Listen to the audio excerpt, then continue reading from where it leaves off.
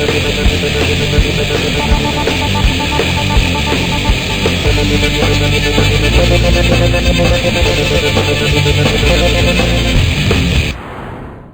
welcome to the official podcast of John Sport Wrestling. My name is Robert Red, and I'm joined by D. Chris Smith. Hey, D, how are you doing? I'm doing pretty good, bro. What's up? Not a whole lot.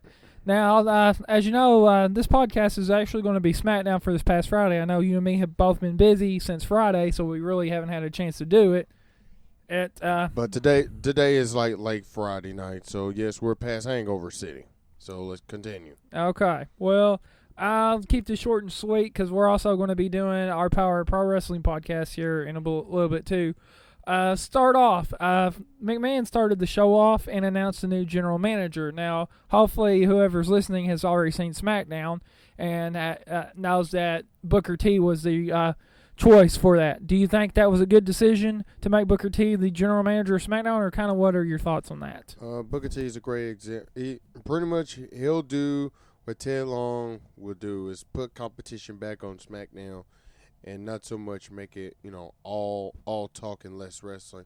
I think Booker T is an excellent choice. Either way, Booker T or Ted Long would have been good. Thank goodness they didn't get, some sport brat. Yeah, and you did make a good point there, and at least with Booker T, you have an ex-wrestler, and later on the show, he had Teddy Long is going to be helping him in his administration, so I think that will be something good. I would love to see Teddy get it again, but with it being Booker T, it's going to be something new and fresh to SmackDown, and like you said, hopefully bring competition back to it. And just my thoughts on SmackDown in general, I like that I'm liking SmackDown a lot better than I am Raw, at least this past week. We'll see what happens this week. But I'm going to move on, and the opening contest was between Sheamus and Lord Tensai. Kind of what were your thoughts on that match? Physical, brutal, loved it. Yes, I liked it too. It was it's one of my favorite matches. I actually think I have it down as my moment of the week, at least for the SmackDown show. So, it was a very physical and brutal match. Now, that's if you paid attention to it. Yeah, that's true. The next match, I had Santino Marella, who is the current U.S. champion, and he went against Antonio Cesaro, which people may know him as Claudio Castagnoli. Now, my question isn't your thoughts on the match. Antonio, for the last couple of times he's faced Santino, has beat him. Do you think he deserves the United States title shot? If you pin the champion, title shot automatically. Yeah. Do what it always does. You pin the champion, you get a title shot automatically. Yeah, and like you mentioned, Claudio coming from Ring of Honor, I really do agree with you here. I know you and me don't always agree, but I can agree. He deserves a title shot. And, being U.S. champion might be a good way to start off in the WWE. Next one, Daniel Bryan. Yes or no? Both. Why you say both? Yes, because it's a trademark. No, it's probably because of a new trademark. So I'll stick with both of them. Just whatever leads you back to the title is what I'm all for.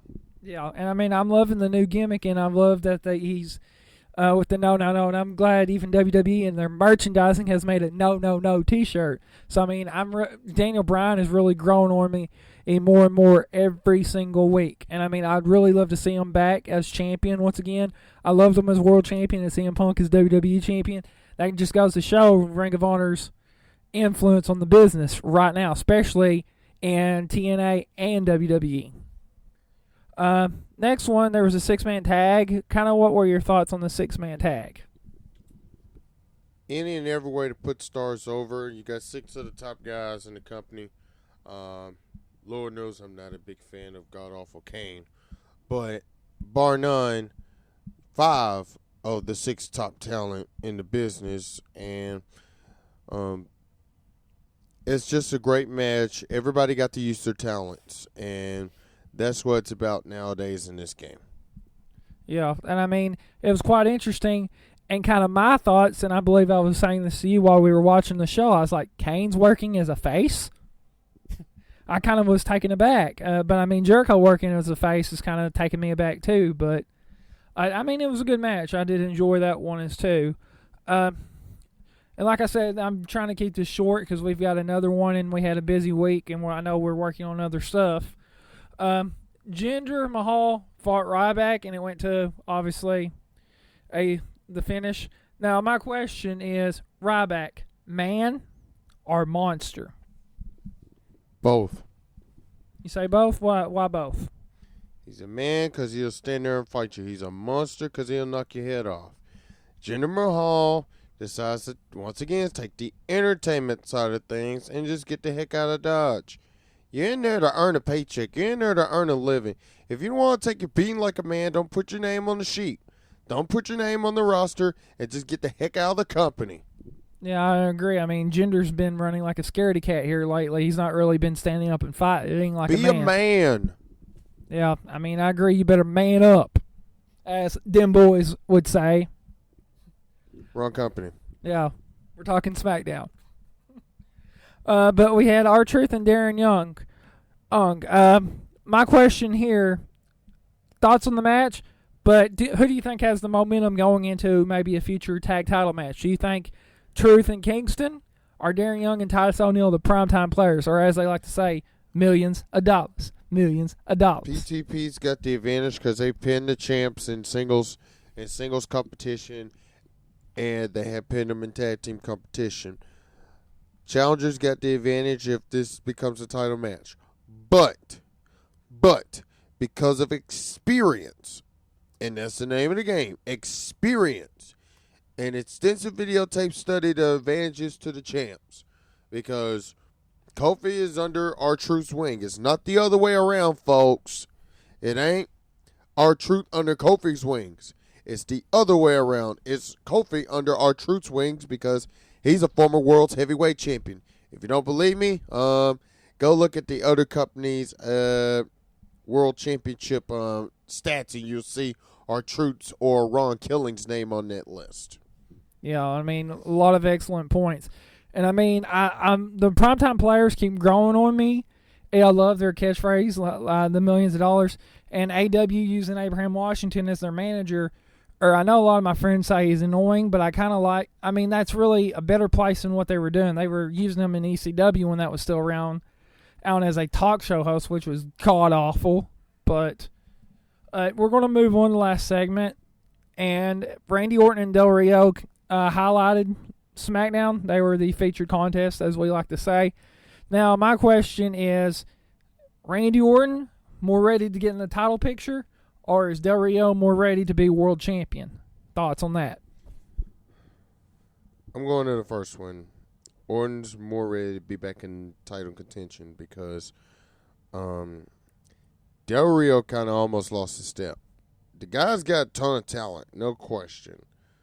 He's got a ton of ability, no question. He just doesn't have what Gordon Solie would call it, the killer instinct. Because literally, like I said, he's had more title shots. And at come SummerSlam, if he does not win that world title, if I'm Booker T, Teddy Long, or anybody in the WWE management booking side, I better put Del Rio at the back of the line because there are a ton of other contenders. And look at the contenders list. Christian's on that list. Orton's on that list. That's why I'll put Orton in that picture. Dolph Ziggler's on that list. I mean, even though he's got a title shot, Del Rio, he's got to capitalize. He's got to make a break, and come the 19th, he better make a break. He literally better win the world title or get out of the picture entirely. Yeah, and I mean, I'm going to agree with you here. I mean, Randy Orton, I feel, is more ready to get in the title hunt than Del Rio is to be champion. Del Rio just does not have that killer instinct like you mentioned. He doesn't just have it. He just, there's that intangible factor that makes a great superstar, and he just doesn't seem to have it.